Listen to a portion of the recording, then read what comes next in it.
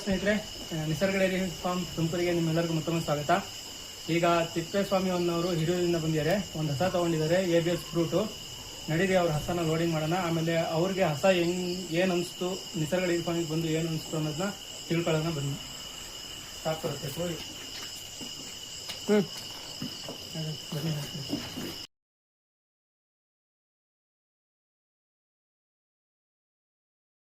Book ಮಾಡಿ 4 ದಿನ ಆಗಿತ್ತು. ಇವತ್ತು ಬಂದಿದ್ದಾರೆ. ಇವಾಗ ಡೆಲಿವರಿ ಮಾಡ್ತಾ ಇದ್ದೀವಿ. ಲೋಡಿಂಗ್ ಮಾಡೋಣ. ನಡೀರಿ ಹಸಿ ಸ್ಟಪ್ಪರು.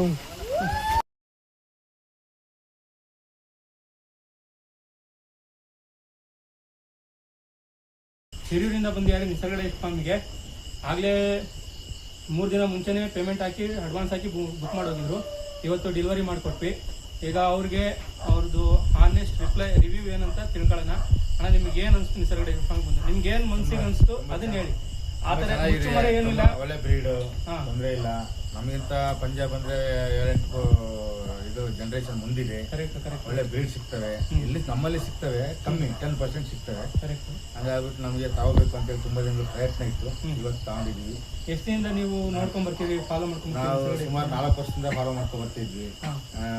ಆದ್ರೂ ತಗೊಳಕ್ ಆಗಿಲ್ಲ. ಮಾಡ್ಬೇಕು ಕಟ್ಟಬೇಕು ಅಂತಂದಿದ್ವಿ. ಆ ಗಳಿಗೆ ಇವತ್ತು ಕೂಲ್ ಬಂದಿದೆ. ಇವತ್ತು ತಗೊಂಡೋಗ್ತಿದ್ವಿ.